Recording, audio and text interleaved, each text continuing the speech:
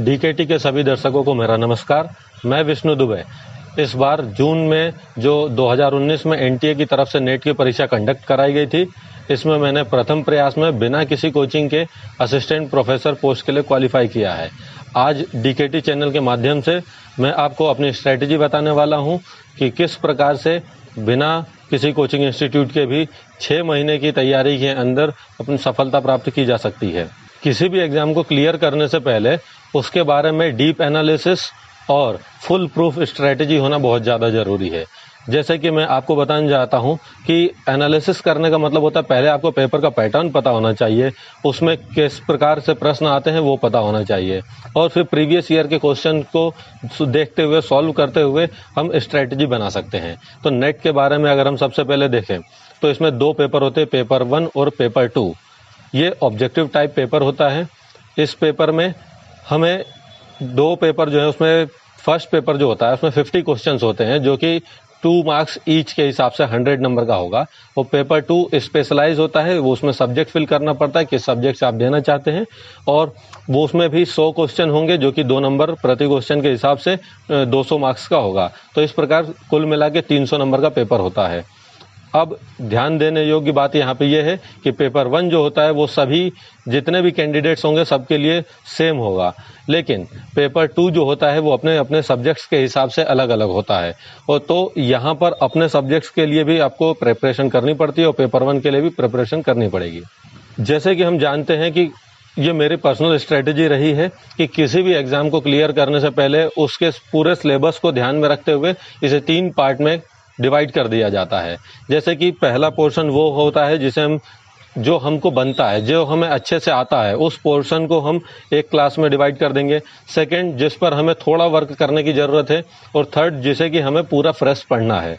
तो ये 3 तरीके से हम पहले डिवाइड करेंगे और इसमें फिर हम सबसे पहले उन सब्जेक्ट्स को पढ़ना शुरू करेंगे या उस पोर्शन को पढ़ना शुरू करते हैं जो कि हमें आता है। क्योंकि हम पहले उसको अगर पढ़ के कवर कर लेंगे तो उससे ये फायदा हो जाता है कि आपको कॉन्फिडेंस बिल्ड होता है कि मैंने सब सिलेबस का लगभग कुछ पोर्शन कवर कर लिया है। इसके बाद जो पेपर का पोर्शन वो है जिस पर हमें थोड़ी मेहनत की जरूरत है, फिर उसको कवर कीजिए। तो इस प्रकार से हम उन पेपर को अगर कवर कर लेते हैं तो हमारे पेपर का लगभग काफ़ी पोर्शन कवर हो जाएगा। और फिर जो पोर्शन ऐसा बचता है जो कि हमें अनटच्ड है, जिसे फ्रेश पढ़ना है, इसे लास्ट में पढ़ना शुरू किया जाए। अब मैं आपको बताता हूं कि पहले पेपर 1 की तैयारी शुरू की जाए या पेपर 2 की तैयारी शुरू की जाए। अक्सर स्टूडेंट्स में इस बात को लेकर बहुत कंफ्यूजन रहता है कि हमें पेपर 1 के लिए पहले पढ़ना चाहिए या पेपर 2 के लिए, और ज़्यादातर स्टूडेंट्स के अनसक्सेसफुल होने के पीछे कारण भी यही है कि उन्हें ये पता नहीं होता तैयारी कैसे शुरू की जाए। अब मैं आपको बताता हूँ कि इसमें तैयारी कैसे शुरू करनी है। एक बात बिल्कुल क्लियर रखिएगा कि नेट के एग्ज़ाम में किसी भी प्रकार का एज बार नहीं है।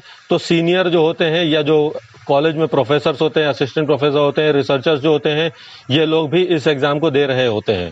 तो आप अपने सब्जेक्ट में उनसे ज़्यादा मास्टर हो पाना थोड़ा हम कम एक्सपेक्ट करते हैं, क्योंकि अगर आप फ्रेशर हैं तो ये मास्टर डिग्री के बाद किया जाता है, ये एग्ज़ाम दिया जाता है।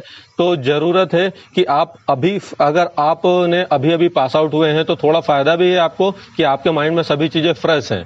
तो उन चीज़ों पर, अपनी स्ट्रेंथ पर वर्क करते हुए आपको ध्यान देना पड़ेगा कि हम पहले उन सिलेबस को, टॉपिक्स को कवर करते जाएं, और जल्दी से जल्दी अगर आपका सिलेबस कवर हो जाएगा तो आप उस पर आगे वर्क कर पाएंगे। और पेपर 2 पर पहले वर्क कीजिए, क्योंकि पेपर 2 स्पेशल सब्जेक्ट होता है और इसमें 200 मार्क्स का रहता है, डिसाइडिंग फैक्टर होता है इसमें। जैसे कि मैं अपने पेपर के बारे में बताऊं तो पेपर 2 में ही मैंने सबसे ज़्यादा स्कोर किया है और इसके बाद ही मेरा पेपर क्लियर हुआ था। अब हम पेपर 1 के बारे में बात करेंगे। पेपर 1 के बारे में अगर देखा जाए तो इसमें 50 मार्क्स के क्वेश्चंस होते हैं, इसमें 10 टॉपिक्स होते हैं। इस टॉपिक्स को क्लियर करने के लिए जनरल टॉपिक होता है, सभी लोगों के लिए सेम रहता है, teaching aptitude, research methodology, English comprehension passages, या जो डेटा एनालिसिस के लिए आता है, मैथ्स के बहुत ही रीजनेबल लेवल के क्वेश्चंस होते हैं इसमें। तो ये हम थोड़ी सी प्रैक्टिस करके इसको गेन कर सकते हैं और इस पे कमांड कर सकते हैं। लेकिन ज़रूरी यही है मैं फिर से एक बार दोहराना चाहूंगा, पेपर 2 को पहले कवर कीजिए, फिर पेपर 1 के ऊपर आइए। और पेपर 1 को अगर आप कवर कर लेते हैं तो ज़्यादा समय नहीं लगेगा पेपर 1 कवर करने में, लेकिन प्रैक्टिस बहुत ज़्यादा रिक्वायर्ड है। जितना ज़्यादा आप प्रैक्टिस करेंगे उतना ज़्यादा पेपर 1 पे आपकी कमांड होगी। और पेपर 1 में अगर आप 100 में से 70 मार्क्स कवर कर लेते हैं, अगर 35 क्वेश्चन के 70 मार्क्स हो जाएंगे, अगर आप कवर कर लेते हैं तो बहुत प्रोबेबिलिटी होती है कि आपका नेट क्वालिफाई हो जाएगा और इवन JRF भी आपको लग सकता है। अब मैं आपको बताता हूं कि नेट के इम्पोर्टेंस क्या है। नेट क्वालिफाई करने के बाद आप एलिजिबल हो जाते हैं किसी भी कॉलेज या यूनिवर्सिटी में असिस्टेंट प्रोफेसर की पोस्ट के लिए, जो अगर कभी वैकेंसी आती है तो इंटरव्यू के द्वारा आप वहां पर अपॉइंटमेंट के लिए क्वालिफाई हो जाते हैं। और अगर आपने नेट में, ये बात कंफ्यूजन बिल्कुल क्लियर रखिएगा कि नेट और JRF के लिए दो अलग अलग तरीके से पेपर नहीं होते हैं, दो अलग पेपर नहीं होते, सेम पेपर है, बस इसमें ग्रेड अगर कम या ज़्यादा से डिपेंड करता है। अगर आपने ज़्यादा मार्क्स या ज़्यादा परसेंटेज लाए हैं जो कि नेट के द्वारा डिसाइडेड है तो आप JRF क्वालिफाई कर सकते हैं। और अगर क्वालिफिकेशन थोड़ा सा कम रही है तो इस बार जैसे कि अगर हम देखें तो 58% पे नेट क्वालिफाई हुआ, जबकि 63+ % पर JRF क्वालिफाई हुआ है। तो अगर JRF आप क्वालिफाई करते हैं तो जूनियर रिसर्च फेलोशिप के तहत सरकार की तरफ से आपके PhD को स्कॉलरशिप दी जाएगी, और 2 साल के बाद सीनियर रिसर्च फेलोशिप के तरीके से आपको स्कॉलरशिप जो दी जा रही है उसमें और बढ़ोतरी हो जाएगी। तो PhD करने के लिए सरकार की तरफ से आपको असिस्टेंस मिल जाएगा। तो ये इसकी बहुत बड़ी इंपॉर्टेंस है। 2 इंपॉर्टेंस हो गई, पहला कि स्कॉलरशिप मिल जाती है आपको, दूसरा कि आप असिस्टेंट प्रोफेसर पोस्ट के लिए क्वालिफाई हो जाते हैं। आपके लिए यहाँ पर जानना यह भी जरूरी है कि केंद्र सरकार की तरफ से अब ये कंपलसरी किया जा चुका है कि नेट क्लियर करना जरूरी है PhD करने के लिए। तो नेट क्वालिफाई करना बहुत ज़्यादा जरूरी है।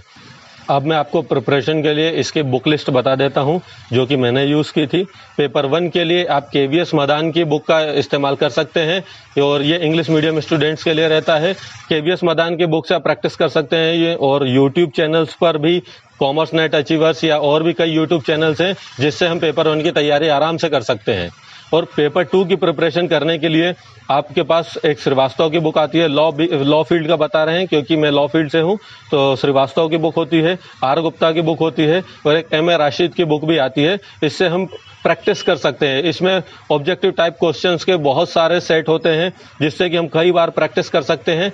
और प्रीवियस ईयर क्वेश्चन को प्रैक्टिस करना बिल्कुल भी ना भूलें, क्योंकि सफलता के लिए सबसे ज़्यादा जरूरी है कि प्रीवियस ईयर क्वेश्चन जो आए हैं उसका बार बार प्रैक्टिस की जाए। बार बार प्रैक्टिस करने से आपको वो फील्ड भी नोटिफाई हो जाते हैं कहाँ से क्वेश्चंस पूछे जा रहे हैं। कुछ क्वेश्चंस रिपीट भी हो सकते हैं, तो इस हिसाब से आपकी सफलता निश्चित हो जाती है।